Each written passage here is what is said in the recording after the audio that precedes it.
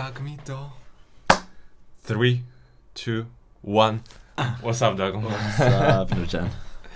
Guys, Dagam has no clue what we're talking about, and indeed, because I think I wasn't so prepared because it's so broad topic. Just because.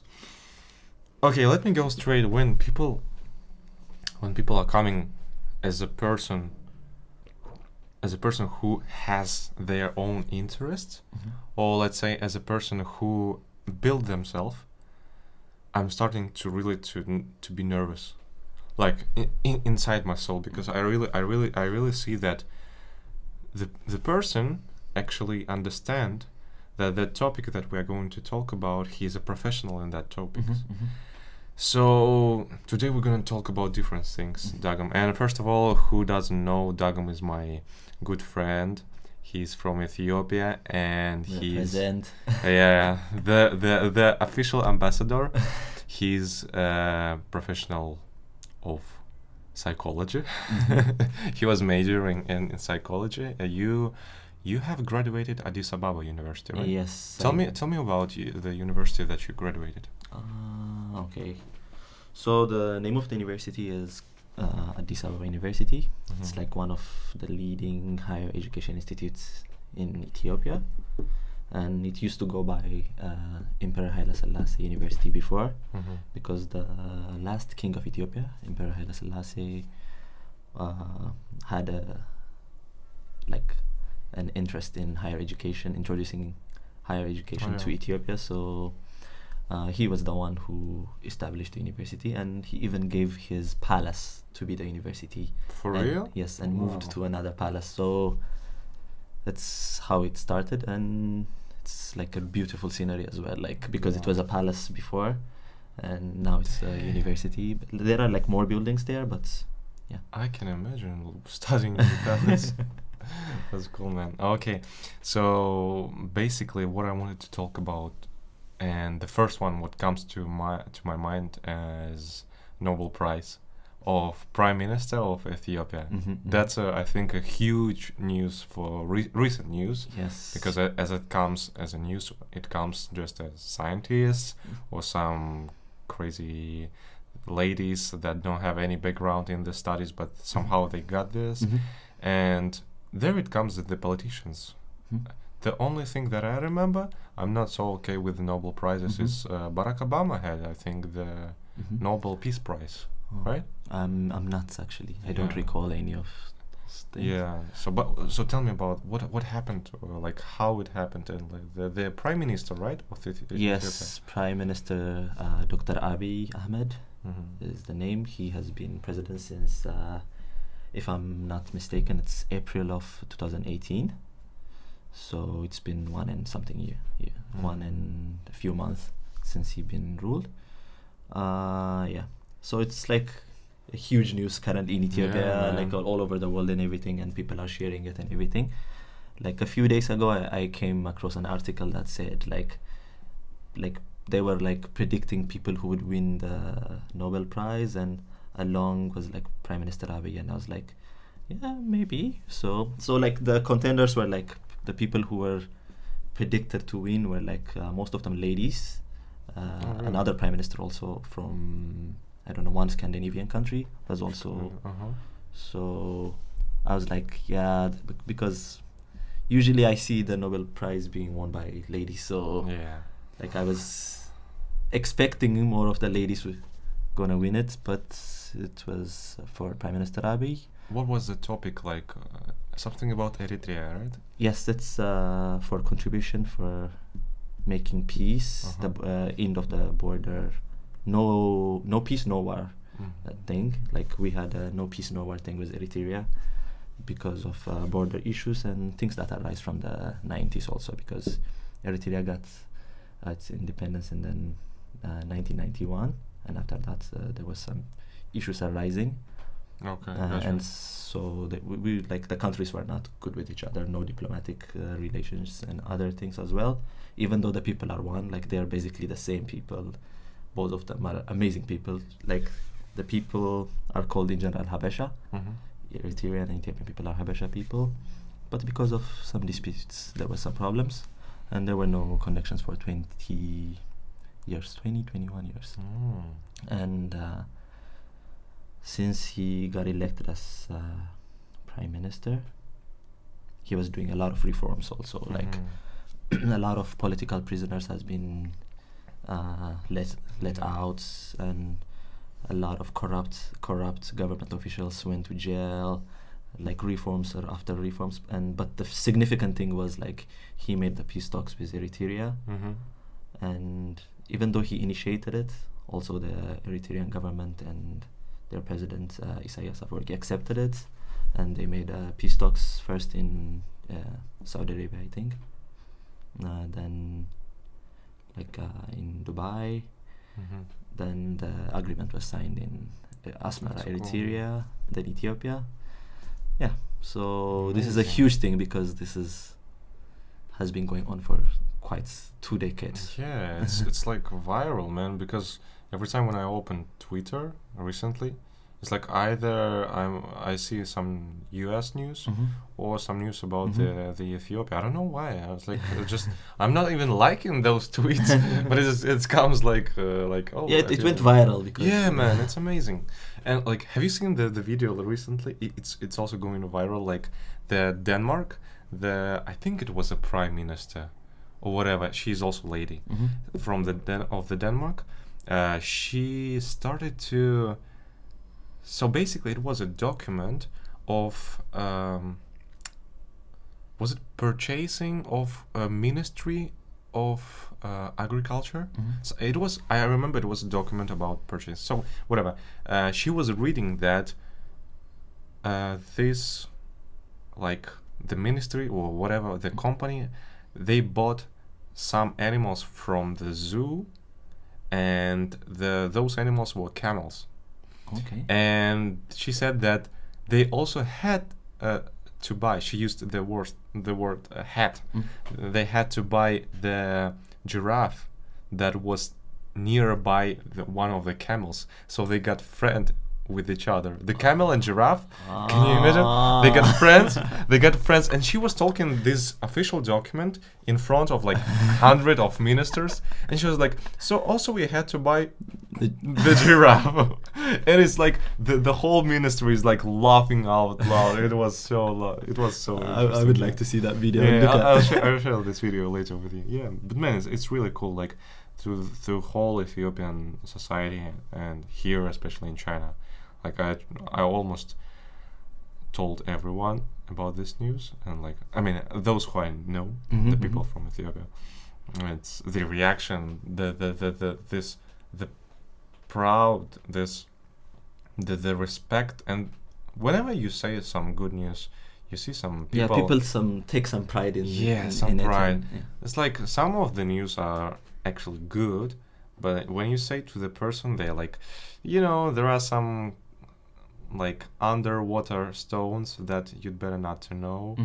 But this news it was like, yeah, he made it and he deserves it. It's really cool, man. It's really like in my opinion, it's good to see. It's like I appreciate seeing people getting recognized or appreciated for things they're doing, like major things, something like this. For example, this will affect what Ethiopia and Eritrea are in right now, the whole region, the whole East Africa, because if there's no regional peace, there will not be like also individual peace in the countries as well. So that's right. Like for East Africa, this is a big thing, and it's good to see like the man who made the effort being recognized as well. And I hope he takes this as a token of appreciation and keeps this up. And I know he will do. He's a real man, right? Yes, like one of the good leaders I've seen so far. That's cool, man. Talking about Africa, I really want to visit your country, man. And we welcome you. Come. I personally take care of you. Thank you very much. The second country I was thinking about is Namibia. Yeah, I told you right before, because like the part when ocean and the sand of what is that? Is it desert or I forgot. It was like a Meeting, yeah. This meeting and this beautiful picture. You can Google it, guys. Mm. This beautiful picture of like, it was a sunrise, I think, a sunset. It's so amazing, man. It's like, but I'm sure that the whole Africa is really like, how to say, it's like magnificent, I would say, in nature, right? Rich in nature, and it has the variety of everything around. And I haven't traveled so much in the world or anywhere for that matter, but if I ever like start traveling, which would be soon, hopefully, I want to start like from Africa, because there are many destinations that are worth seeing, and the cultures worth exploring and everything, starting from my own country, because Ethiopia is also so big and everything, and I haven't seen much of it as well. I've been to many major cities, but there are like the small rural neighborhoods and cities and regions and they're provinces. all different of each other. Yeah, right? like for example, in Ethiopia, I don't know if you know, there are around 83 ethnic groups. So that's 83 different cultures and many languages being spoken. Like the major are like 5 or 6 languages, but there are many languages being spoken as well. So it would be nice, I think, exploring that, then moving up to Africa, then up to the globe. Through Limpopo to Nile, and then up to the Europe or whatever it is. Yeah, and That's Asia, cool. of course, And because yeah, I'm Asia, man. so interested in Asia. You have to visit Kazakhstan, man. I tell people that maybe I can skip some parts of let's say governmental issues of my country or something like that, but I totally like advise, and I genuinely believe that the Kazakhstan's nature is huge. Let's say it's underrated. Yes. Because I believe there are a lot of countries in the world that we don't even know that they're like super beautiful, man. I would like actually to visit Kazakhstan so much. You know, like a couple of days ago, I was scrolling to a WeChat moment, and I have one friend had a WeChat off, and I saw a picture. It was taken in Kazakhstan. It's like multiple location in Kazakhstan, Really? and mostly in Almaty. Mm. And the scenery is so fucking beautiful, man. Yeah, man. Yeah, and it was like, I was like, yeah, I want to be there. I want to see that and everything. And that's cool. but it's cold most of the time, right? It is. It is. The south of Kazakhstan, it's kind of okay. It reminds Tianjin a little bit. But Astana, the capital. Okay, sorry, Nur Sultan. Then the name is changed. I'm sorry. The name is changed. Yeah, Nur Sultan is super cold, man. It's the second coldest capital in the world. The Ottawa is the number one. Nur Sultan comes second, and the third one is the capital of Mongolia, Ulaanbaatar. So it's like, the point is that the rivers that comes to Nur Sultan, they go to the North Ocean. Okay. And basically that's why all Russia and all our part, if you take this diagonal, it comes all the cold climate. So it overflows to Kazakhstan. Yeah. And the winds, they just coming from 4 sides. And if you try to speed, and it comes to you back. Sometimes the wind is really huge. Anyways, but the Ethiopia, man, I know that there is one thing. I told to my Ethiopian friend also. I told about Titi, right? Yeah. Shout out to Titi. I told her that, hey guys, do you have the Ark of, what is that? Covenant, the right? Ark of the Covenant. Can you tell me, is it true, or what is that like? Okay. Or is it a legend, myth? Okay, the Ark of the Covenant. It is said to be. You know this in Ethiopia. You know this topic, right? Yes, I know this topic. Man, that's cool. It's said to be in Ethiopia, in a place called Aksum. Aksum is one of the oldest cities in Ethiopia, and have you ever heard of the Aksumite civilization? It's one of the oldest civilizations. So that city is where that civilization emerged, and where the the monuments and all the the thing that I've seen that right? thing. The obelisk. Yeah, the obelisk that so comes, you know. there's the big one, there's the fallen one and everything. That's the city. So and there is a church called Aksum Mariam. It's like Aksum Tzihon. It's like St. Mary Church of Aksum. So it's not so far away from also the obelisks. So there is a place a little bit far away from the church, which is said to be the resting place of the Ark of the Covenant. No one can go in there. There are priests who serve there, priests who are like go through spiritual and different kind of. They're like nurtured and prepared to do this task since they were young and everything. So that's where it resides. True or not, we don't know, but it's one of the fundamental pillars of the Ethiopian Orthodox Church. The Ethiopian Orthodox Church is one of the oldest churches in the world also. Yes. There is Orthodox Church. There are Orthodox is in many countries, like there is in Rome, Russia and everything, but the Ethiopian Orthodox Church is called Tawahdo. Orthodox Tawahdo Church. It's one of the oldest church and with a firm and firm ground. So it's said to be in Ethiopia. Aksum Zion Church in a specific location. Yes, I've never seen someone who's seen it or something, because the like if you read the Bible and everything also, like it's not something that people can see also, because it's said to have so much power and stuff, but that's what it is. But no one can confirm you this situation. Man, but the whole concept is bizarre, man.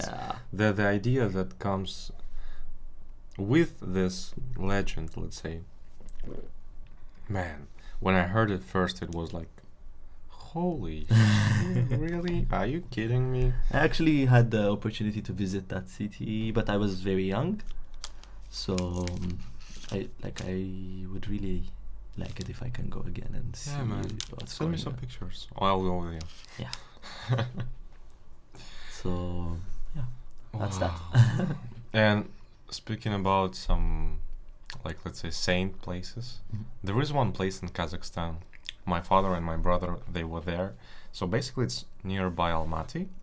Like, let's say, I think it's like 5 hours driving by car. I mean, this is called near in Kazakhstan because the Kazakhstan is large. There is a place that comes as a plateau, but there is a small hills. There are some small hills. So what you see is that there is a space between two hills, and this space is like, let's say, almost goes straight. And so it's like a valley. But if you are talking about valley, it's like you're talking about some meters or kilometers maybe. But it's like, let's say, what is that, 1 meter? One and a half meter, yeah. So small, 1.5 meter. So I forgot the name, my brother knows it. So what's the point of that place? The people say that if you are able to go through this valley without hurting yourself and emotionally you will be stable, it means you are clean, your soul is clean. Okay. But if it's like, if you have some problems during this small trip, it's like maybe it's 20 meters. Oh, not so far maybe it's away. 20 meters. Yeah, maybe. Yeah, not more than 20 meters. You probably have some sins or something like that. The point, you can tell me like, come on, like if I'm fat dude, that of course I cannot go through it. Let me tell you straight, guys. Some of my uncles, they're like 3 of me in the widens. They go through it like easy, man. But some people like me, I'm slim, you see, right? You can just walk. They start and it's like, and they cannot continue. Yeah, because you have that.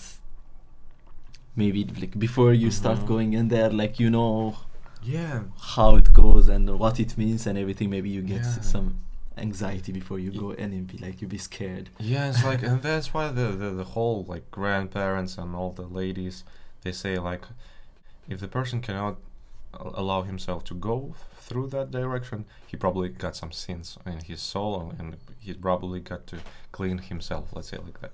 It's crazy, man. Yeah, I'm trying to believe in these things. It's hard. yes, But like actually many countries have such things like this. Yeah. Yeah. So Is there something in Ethiopia like that? Besides of Ark of the Covenant? many things actually, because Like anomaly.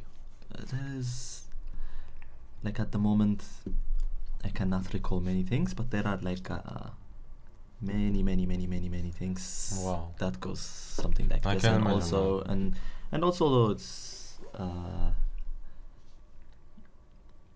like the ancient culture, like the medieval culture, and also and everything is like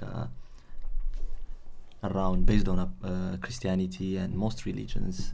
So there are many things attached to Christianity or Islam, because Islam came to Ethiopia also very early in civilization, and also Christianity. So many things are quite, they go hand in hand. Like if Nice. you want to talk about history and everything, mostly the religious parts are so big. They both connected. with Islam and Christianity. That's cool, man. Mhm. Wow. Amazing. By the way, the guys, I want to remind you that Dagam is psychology major guy, right? Mhm. Was on my bachelor's. Yeah. What was the full name of your study that you graduated? Yeah, like as you said, I graduated from Addis Ababa University. Yeah, I think It's like a psychology department, right? Yes. Or what is it like? Yeah, it's from the College of Behavioral Sciences. Mhm. So it's from the School of Psychology. So the major is like general psychology, because in psychology you do general psychology. Yeah. Then on your master's you can go into the subfields, because psychology is so vast and so big. Like you can go in the direction of clinical psychology, counseling psychology, educational psychology, organizational psychology. Wow. So it's so many. And these days, like contemporary psychology is evolving so much. What is contemporary psychology? It's like new age of psychology. New schools of thoughts are being discovered, and like, because mostly psychology is based on schools of thoughts that have been introduced in the earlier like this century and that everything. age, Yeah. So most of them are like there is the behavioralism, there is the Gestalt, and most of them are these are the pillars of the most of the psychology and how you interpret behaviors. So because psychology is a study of behavior and also mental processes. So how to analyze and how to describe these things are based on these things. So these days there are so many things being found, and if you don't update yourself, even like it's so many things, because every day the field is evolving and evolving every day. I can imagine the world is so vast, and like the concept of the psychology, I think you are right that everything is changing and the new era is coming. I was like, I've just recently read some news about the revealing of some experiments of psychology, or revealing some like videos that are for real. Like there was one guy, the painter, and it was like 60s. There is a video on YouTube, and that guy has been he took LSD. So basically there is a professor sitting with some like assistants, and there is a painter who took the LSD. The point is that professor asked him to draw the picture of himself. Okay. So professor is sitting and he's making the portrait. Okay. Before LSD, it was like a normal portrait of the professional drawer, of professional painter. After the LSD injection, it was like he was concentrating, but he said like he's trying to draw the eyes, but then the assistant comes from the right side, and he asked, why you draw only one eye? He was like, because I see so. So he's looking at the professor and he sees one eye. Yes, or maybe he was reluctant to draw the second eye. I don't know, man. But when they compared the first and second portrait, it was a huge difference, because the second portrait had some elements that you are not going to implement in the normal drawings. Yeah, it's amazing, man. Yeah, like it's interesting how, like, consuming some other hallucinations or any other kind of external drugs will change your perception and everything, and how you can perceive things, how things are as they are, but how you perceive them would be different. So our brain is such a mysterious thing. But like, what was the main, let's say, motivation for you when you were studying psychology? Like, because it was 4 years, right? I mean, like, kind of hard process, I can imagine. It was a 3-year program, but I always wanted to study psychology. Like, I don't know since when. Like, as a kid, they always ask you, what do you want to be when you grow up? When you're a little child, you just say, like, I don't know, I want to be a doctor, I want to be a lawyer or something. But since I was conscious of myself and start making sense of my environment and everything, I think it was around 6th grade or maybe earlier. I remember myself always telling that I want to be in psychiatry, or I want to study psychology, I want to be in psychiatry. My initial thought was I want to study psychiatry, which is a different thing from psychology. It's like basically they have same components and they're also different at the same time. So I always wanted to go in the psychiatry direction. So in Ethiopia, the educational system goes like, you go until 10th grade, then you have to take a national exam. Then that decides if you score good, and if that score will let you pass to so that's university. Your entrance for high school. High school, okay. Yeah, so high school there is 2 streams. There is the social science stream and the natural science stream. Okay. So I went in the social science stream because I was more drawn to those subjects, history, business, economics, and everything were coming. So I wanted to go in that way. So I neglected, even though I liked biology very much, I had to neglect natural science. So when I make that decision at 10th grade, there goes psychiatry for me, because psychiatry, you have to do natural science and go into medicine. And after you do medicine for 5 to 7 years, then you have to go do psychiatry for 3 years. So it's a long process that takes 9 years or 10 years after. So I went in the social science stream. It was nice. So when I joined university finally, so my way is like, in the social science stream there is psychology. So I've been reading and was like trying to get myself accustomed to psychology earlier before I went to university. So then I went that way. So you have to choose in Ethiopia. That's how the system works. Which department you want to go in, and it depends on your scores or luck, pure luck, because they just sometimes put people everywhere because they want to make people go in every field, because every sector, because they want to have more graduates of every field. So I was fortunate enough to get what I wanted. So I joined the psychology department. Was there something that like didn't let you sleep in the psychology, or something that woke you up and said, and you said yourself, this has to be studied, this thing is really interesting in psychology, some problems or some, let's say, like some experiments that you were really curious about, like, let's say, even like to accomplish or something like that? Was it something?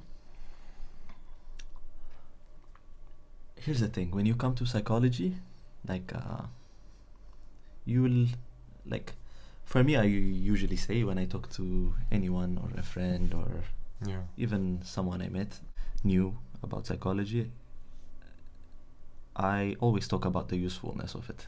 And for me, it's psychology is called, there is helping professions. Helping professions include psychology, sociology, anthropology, social work, those kind of professions that will let you help others, like nursing and everything. So it's part of the helping professions. So by helping men, you have to help other people, and your work will have a significance in others people's lives as well. But it went the other way for me also. It's still a helping profession, but it was more of, it helped me first. When I was studying it, you found yourself. Yes, like I was very much into it, and as well, like it was very interesting for me, and I found myself. I found a better way of seeing the environment, seeing everywhere, my surrounding, my perspective in life, my perspective in how to analyze things and life and others and your surroundings, your childhood, your day-to-day life changed for me. So it helped me a lot for myself. So once you go into psychology and you're so into it, like the way you see everything will change. So everything will raise some question. For example, why? Yeah. Why? You will always ask why, because like there is a roots to it. Like it might be a childhood. Yeah. It might be your environment. It might be how you are nurtured. It might be natural. It might be genetics. Yeah. It might be. So there are so many things, and when you start to learn about it, then you start to ask that question: why? So I think since I got accustomed to that, I think every day I live in why. Wow. And I start to explore things to the extent I can. Why things are the reason they are, and some things are maybe beyond. But it opened the my hand. Good. Yeah, You have a headache? No, bumped my head. Oh. Okay. So you will be always asking for why. So since that day, I'm always asking for why. So I cannot give you a particular time like why I ask this question and everything, because it goes on every day. Wow. And that's how many people even find things and interested to go into some directions and do research or observation and so. Was it interesting to you when you came to China? Like, you basically had the experience of studying the psychology and putting that psychology shield on yourself and perspecting it on your nation, on Ethiopians, on other, as you said, like 80 ethnic cultures, right? Yeah, and it's like, what was the main difference in your paradigm or in your understanding things when you came to China? Was it like, we didn't learn it in the psychology department or something like that, or like that you have been like, this is a real life experience, that's not that we see in books? Yes, definitely, because actually not only in China, most of the time is the best teacher is life and your day-to-day life. So when you see some things, they might be new, so you go around and look up things and try to find your way into those things. But China was completely different. Like I graduated, and for a few months I did some job. This was not a full-time thing, but I did some job. Then it was like a contract work, so I finished, and I was just chilling in between. Then I was volunteering at a kindergarten, some gap again. Then eventually I came to China. So I came here thinking like it's like my character, like I usually don't get so anxious or worried about like going to a new environment and everything. So it's like, it's gonna be good, like I'm pumped for this and everything. And bam, I come here, it's completely different. Like I didn't expect things to go this way and everything. Like there is new culture, you have to eat new food, new people, things you are accustomed to also. And also like like I can make friends easily. Like I'm outgoing kind of. So like I was meeting with people and everything, but you're meeting people from all over the world here. Yeah. Like, as you know, our university has many nationalities here. So, Yeah. so to put things in order, it took me a little while. I must say it took me a little while to get accustomed to a way of living here and recalibrate my status and how things work here. But it was definitely a new experience. And also, like, for example, if I move to another neighboring country, if I move to another continent, but coming to China is completely, I think for every person in any part of the world, coming to China would be a totally different experience. That's right, man. Yes. For some, they will feel the culture shock. For some, it will be just like, yeah, definitely. I cannot refuse. Yes. You ask even some neighboring countries like Laos or like Mongolians or Indonesians, there is a part of that, of course, because it's a, like, let's say the guys were closed and in their culture was established, and basically we cannot say that it's like that is wrong, that is right. And for me, I was so fascinated when you told me that. It's like, man, when I came to China, I was like, I saw a lot of like Kazakhstan, Kyrgyzstan, Uzbekistan. I remember your words, like Stans, all those like Kyrgyzstan, Uzbekistan. I didn't even know about those countries. And the same for me, man. When I was like coming to China, of course, I had like a first perception of it because of my parents, because of the people who were in China. But when you're coming, of course, you see some add bonuses. Yes. Yeah, it's like the people. The main thing is people always.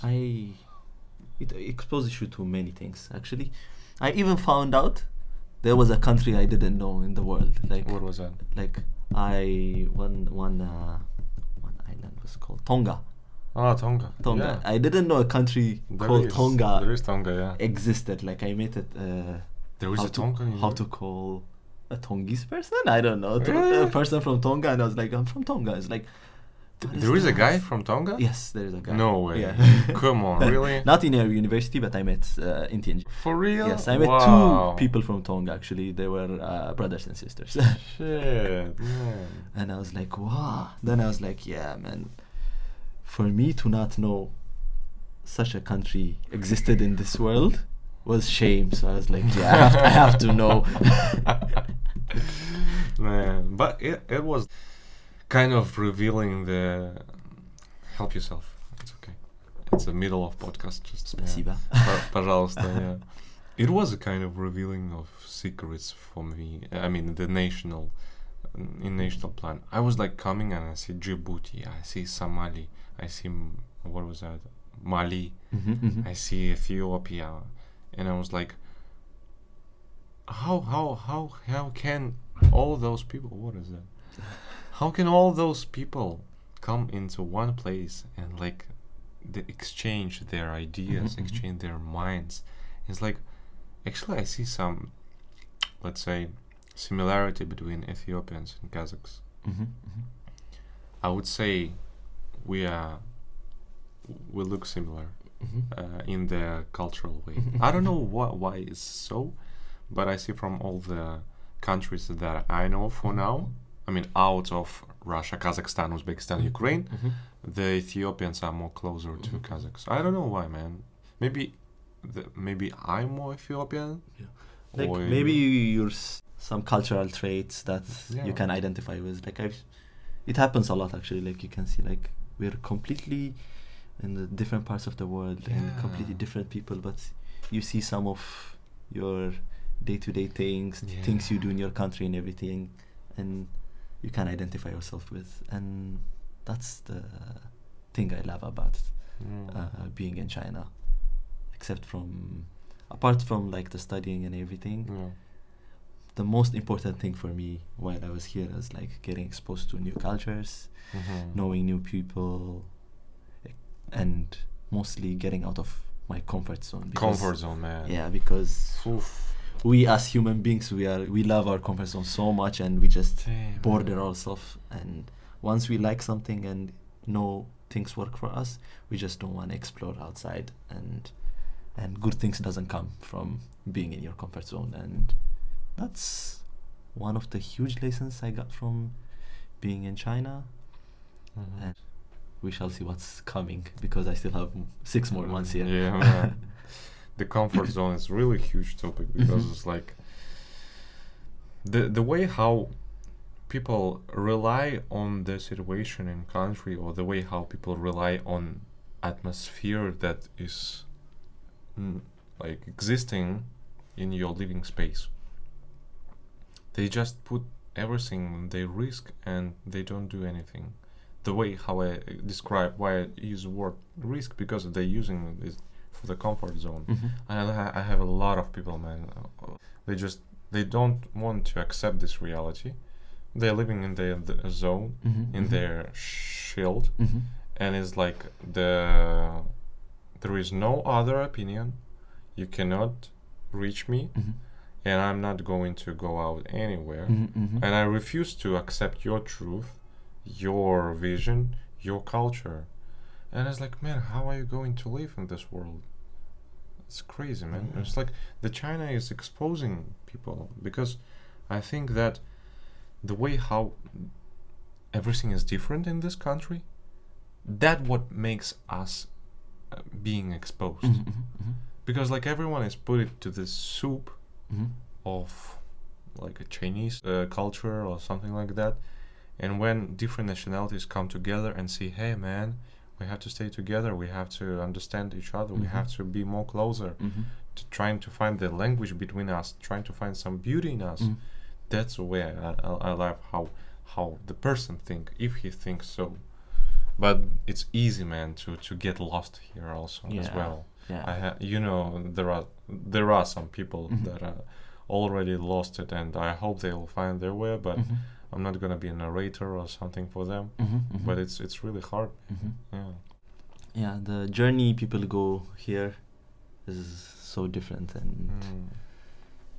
and I believe like China will let you go whatever way you desire. It's like fostering for everything. If you want to do something, everything is there for you. If you want to do something, everything is there for you. So that's right. It depends on your choices and your vision and your day-to-day stuff.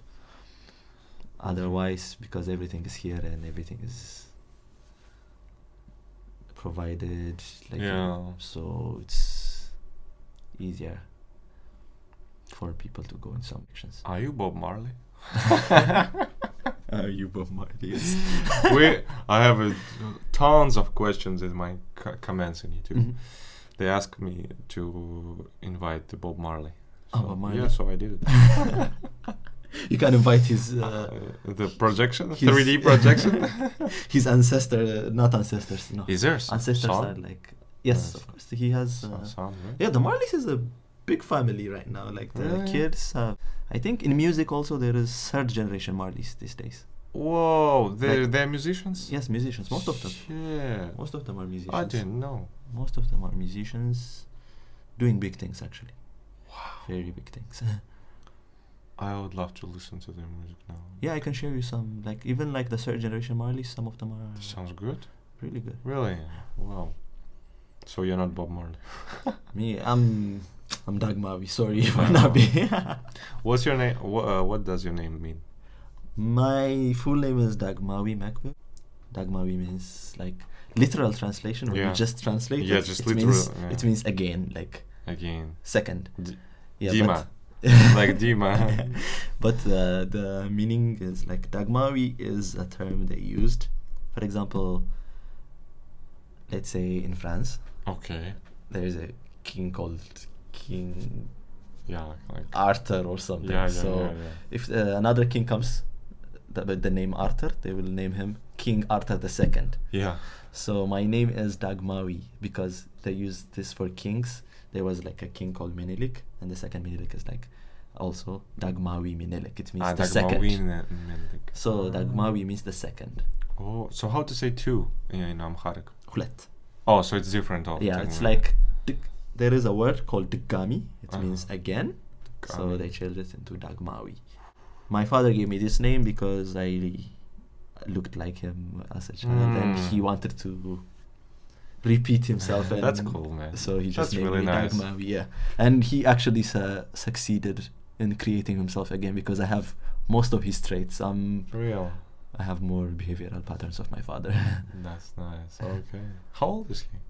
My father, I'm not exactly accurate maybe, but he is 65 years old. 65 years old, yeah.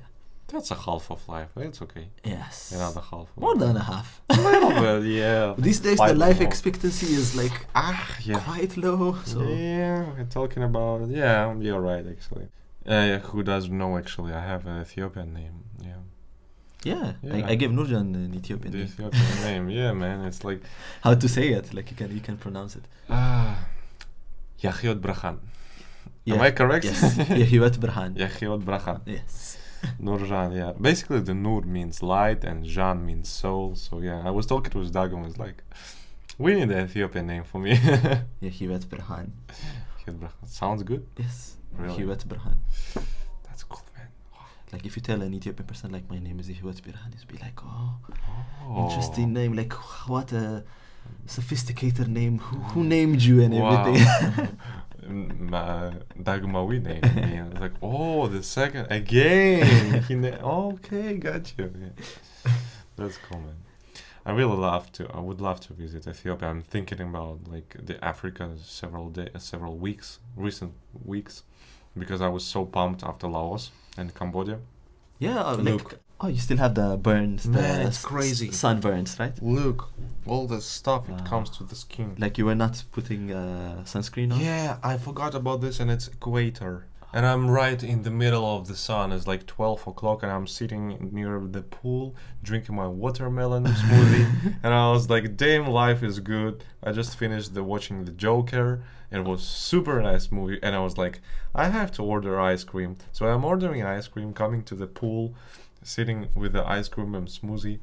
And then I understand that I more than an hour outside. And I was like, shit. That's not the way how people sunbathing. And I was like, just itching. In the evening, I had a huge fever. And I put the towel, the cold water towel on my forehead. I slept and then woke up. And after that, I had a huge pain in my breast, in my neck. Everything was burning, man. Wow. Thanks to Katya, спасибо большое. She just helped me because I was like trying to find some cream. So yeah, she brought and she was coming from Ukraine, and she said like, I'm coming tomorrow. I can give you the cream tomorrow. I was like, I cannot wait till tomorrow. So there was one girl.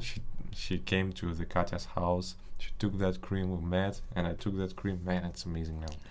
I feel but whatever. Sunburns next time. Yeah, people, from 12 till 5. Don't go outside and try to sunbath. No, never. Yes, especially on very high sun radiation countries. Sun radiation countries, man, it's amazing. Yeah. So it's like the whole concept of traveling for me now, it's like stuck on the Africa now. I was recently reading about the Nile and the rivers in the Africa. It's like the whole history that it comes, what they found there. It's like the Great Pyramids and all this stuff. By the way, the Great Pyramids, have you been there? No, I've never been to Egypt. Really? But I would love to. Are there some friends of yours? In Egypt? Yeah, like been on the pyramids? Actually, my roommate, he was in Egypt for this holiday. Really? Like last summer. Hussein? Hussam, yeah. Oh, Hussam. He was in Egypt. But I would like to travel because I am so interested in the history, that ancient Kemet. Like Egypt was called Kemet before. Yeah. So the Kemetian history is so rich and there is more to it. And it's nice to go there and see. Ethiopia was called Abyssinia, right? Ethiopia was Abyssinia. Abyssinia. It's what's the meaning of Abyssinia? It's like I read some it's connected with the skin color, right? Abyssinia, yeah. It's like no, Ethiopia. Ethiopia, right? Ethiopia, it's like sunburned. Yeah. What is it? Burnt. The Greeks used to call not Ethiopia, but Ethiopia or something. It's Yeah. called I Burnt s- Faces. Ethiopia. Well, it sounds like Chinese. Yes, Ethiopia. like Ethiopia. Ethiopia. Something like that. Yeah. Yeah. But Abyssinia, I'm not sure the exact meaning. Yeah. But it was the older name of The Ethiopia. huge, powerful government, right, man? For that time. Yeah, like it was even It's a place where we came from, where Yeah. I came from, Yeah. right? like most. It was like mostly the civilization in that time. Present day countries were like more merged because there was Kush. Kush was Yeah. a big part, and there was Kemet. Kush was like present day Sudan and all countries around there. There was Abyssinia, there was Kemet and everything. But throughout time, you know, countries start forming Yeah. and everything. And it was like, and the civilization from Ethiopia as well, the Zagwe dynasty, the Aksumite dynasty were like one of the biggest dynasties of the time. So fascinating. Yeah. The fact that you've never been conquered by anyone, Yeah, right? that's... Am I right? Yes, never conquered, never colonized. Colonized, yeah. Yeah. Colonized. Was it Um, like Italian attempts or yeah, English? Italian attempt twice. Twice, right? Yes, the first time it was... Antonio Condello. the first time was during the reign of Emperor Menelik II. Okay. So Well, it wasn't successful, right? yeah, the Italians came in the Battle of Adwa. They were defeated, and they went back. So the second time was in the 1930s, during the reign of the last king of Ethiopia, Emperor Haile Selassie I. So, but that time, they came well prepared and everything. So they end up with a settlement for a few years, for 4 or 5 years. There was settlement with internal war going on. So the if they captured the emperor, they would have taken over. So the emperor fled to Britain, exiled, and stayed there. And the emperor was gathering the world community and everything to help Ethiopia and everything. And which this was the famous time where his speech is very famous, where he made in the League of Nations. He went to the League of Nations. It was also the World War era, like post World War era at that time. So he said, like, he spoke in Amharic in the League of Nations and asking for help and everything. So British lent a hand. Yeah, and also after 5 years, they took away the Italians. Yeah, like the inside also the Ethiopians were fighting, so they kicked the Italians, and so the Ethiopia was never colonized but attempted twice. Dang. Are there some heritage that Italian left, or some architecture that Yes. is still Yes, because it's like twice. we still have some words that stayed from when the Italians were For like, real? yeah, What was that? like some neighborhoods, like there is some place called Piazza. Mm. The biggest market in Africa is also in Addis. Mhm. It's called Mercato. Mercato. Yeah, Mercato, it's an Italian word also. Wow. Mercato, Piazza, and for example, the front seat of the car is called Gabina. Oh. We call it also Gabina. Wow. Some Italian influences there, and also Wow. in the neighborhood Piazza and everything, you can see all the apartments with the Italian architecture. Nice. I don't remember if I told you the Italian word that used in English. It's quarantine. Come from quarante. So the basically when we say quarantine, it's like it means you are putting for example, patient in the hospital. Quarantine, yeah. Yeah, out of something, right? Or like the place. But it comes from Italian quarante. I hope I pronounced right. It comes translates 40 days. 40 days. So it means that in the Venetian times, the ships that are coming to the Venice, they had to stay like what is called in English when you cannot load your items out of the shore, so they have to stay like closed. Okay. So the ships had to stay closed for 40 days. Like people can go out, but the ships, but the ships stuff and doesn't items, go no. So they stay for 40 days because of the rats and all the stuff come into the 16th century, and then they comes as a quarantine, and then it comes like a quarantine to Russian and quarantine to English. Yeah, it's so many languages they they intersect and interface. everything, and like also our language Amharic has so many. It can identify with Arabic also because we have so many similar words with Arabic. Are there Russian words? I'm kidding. I don't think so. And Russian is like completely different. Yeah. Also, maybe the language group is also not the same. Yeah. Also, the language group is. Yeah, but you're totally using some Arabic words. Yeah, Arabic. As Kazakhs. Huh? We also use some Arabic words. Yeah, words. I don't know how the Arabic words went all over the world because they're in many of the languages and everything. The point of Arabic world is that I like that their development before Islam, it was really huge topic. I mean, they historically proved that the whole mathematicians, algebra is an Arabic word, right? Mm-hmm. Whole, like the word that we use, mu'allim, for the teacher. Mm-hmm. What do you call? Mu'allim. Yeah, it's also Arabic word. They also use it. It's like the whole educational stuff. It came from Arabic times. Arabic. Mm-hmm. Yeah, it's amazing. Quite interesting actually. Yeah, and also the word Mekteb, the school, is also in Kazakh. Mekteb. Okay. Yeah, it means school. My throat. Hydration. It's really hard to stay hydrated. What's the plans for upcoming days? Yeah, as you know, I'm writing my thesis right now. I just almost finished collecting data for it. I have enough data, but I want to collect a few more. So I think I will be quite busy because submission is like in next month. The first draft. Then we have to fix and everything. Good luck, man. You told me about them problems. Yeah, good luck with that. Yeah, our awesome school. Yeah. Anyway, guys, Dagmawi Mekbib and Yehud Brahan with you, the guy who is majoring on psychology, the Ethiopian professor, and the person who took the Nobel Prize, and just Bob Marley, man. Thank you very much for coming. Man. It's not the last time, I think, for us to meet here. It was a pleasure being here. Thank you very much. Thank as you, well. Man. Talking all the random stuff here, and I enjoyed it.